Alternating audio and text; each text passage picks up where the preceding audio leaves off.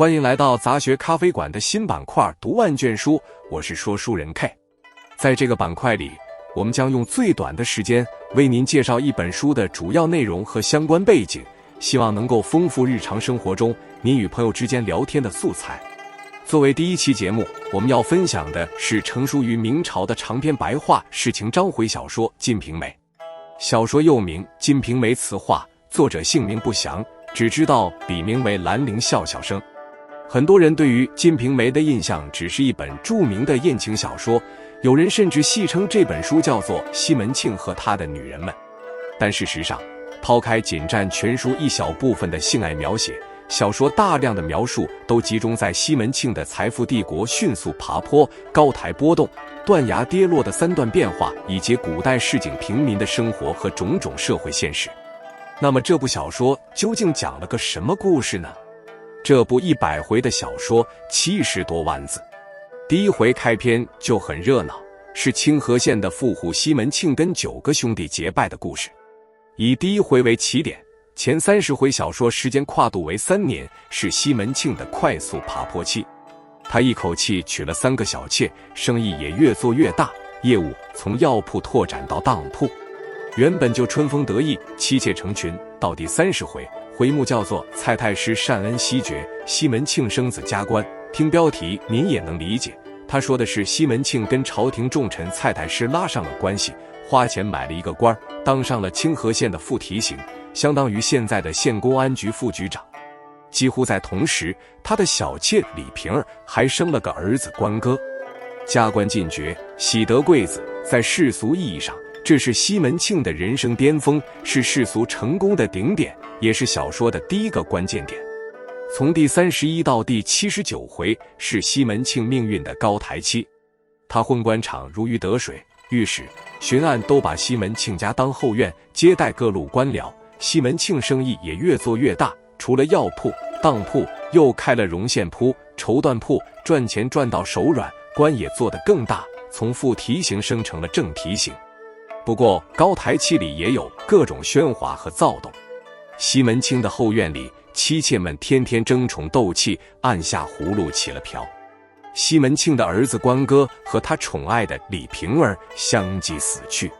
到了79回，回目叫西门庆贪欲丧命，吴月娘丧偶生。这一回里，西门庆的生命戛然而止，死的时候才33岁。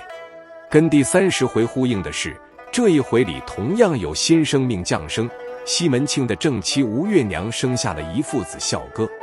故事急转直下，西门庆纵欲身亡，一命呜呼，这是西门庆欲望的顶点。从此后，繁华瞬间落幕。小说的后20回写的是西门庆的财富帝国和大家庭陷入了断崖式的崩溃，他的小妾们死的死，逃的逃，改嫁的改嫁，伙计和结义兄弟们也纷纷背叛。他生前有多荣耀，死后就有多凄凉。到了最后一回，也就是第100回大结局，西门庆的一父子孝哥也出了嫁。金兵打来，兵荒马乱，混乱中，西门庆的小厮继承了他的全部家业。这就是《金瓶梅》的全部故事脉络。梳理完剧情，我们再介绍一下小说里面的出场人物。这部小说除了主角，还有围绕着西门庆的各色人物，有名有姓的超过500人。这么庞杂的人物，对阅读小说是个很大的负担。要想快速掌握小说中的人物关系，还是要从西门庆这个核心节点出发。我们先说西门庆身边的男人们。往上看，他巴结经营的官场人来人往，但别的人不重要，您只要记住刚才关键回目里的蔡太师就够了。此外，西门庆号称10兄弟结义，最出彩的是英伯爵，他在小说里的戏份很多，这个人一出场就特别滑稽热闹，轻松愉快。不过您可别只把他看成个丑角，这个角色身上有很强的商业社会和城市生活的特征。另一个值得一提的男人是西门庆的女婿陈静济。一方面，他以家人的身份帮助西门庆打理当铺，另一方面又跟西门庆的女人们偷鸡摸狗。西门庆临死，把一家老小都托付给了他，使得他在后20回里被迫当了男主角，在戏份上算是个关键人物。西门庆还有个贴身小厮戴安，别看是个奴仆，却是从第1回到第100回贯穿始终的人物。他可不光是牵马随镫、打灯笼拿拜帖的小跟班，西门庆做生意、找女人都有他的身影。戴安最了解西门庆，也最像西门庆。到了大结局，他改名西门安，得到了西门庆的全部家业。说完男人，再说西门庆的女人们。他家里的一妻5妾，您一定要知道的有正妻吴月娘，还有2个妾潘金莲和李瓶儿。吴月娘看上去乏味木讷，但她却是胆大妄为的西门庆也要忌惮几分的角色。至于潘金莲和李瓶儿，是西门庆最宠爱的2个小妾，也是小说里最有故事的女人。潘金莲毒杀了丈夫武大后，嫁进了西门家，很快就开始争宠斗气，兴风作浪。而李瓶儿是让潘金莲妒火中烧的女人，她深得西门庆的宠爱，还生下了一个儿子。只不过儿子被潘金莲用狮子猫吓死了，而李瓶儿也很快病死。在西门庆死后，潘金莲被武松所杀。还有一个女人是丫鬟庞春梅，金瓶梅的书名就是潘金莲、李瓶儿、庞春梅3个人的名字各抽了一个字组合而成，同时又构成了金瓶插梅花的意象，非常绮丽繁华。庞春梅原本是吴月娘的丫鬟，后来跟了潘金莲。春梅很有个性，跟潘金莲的关系非常铁。在小说最后20回里，她是重要人物。除了这些女人以外，西门庆的贪恋女色可不只是满足于家里的妻妾成群，前后跟他有关系的女人也不下20个，其中有2个人，宋惠莲和王六儿，值得您特别注意。她们是西门庆仆人的老婆，也是西门庆的情人。宋惠莲原名宋金莲，而潘金莲在娘家排行老6，又叫六姐。从名字上，作者暗示了宋惠莲、王六儿跟潘金莲有独特的联系。从情节看，这3个人也构成了一组独特的镜像关系。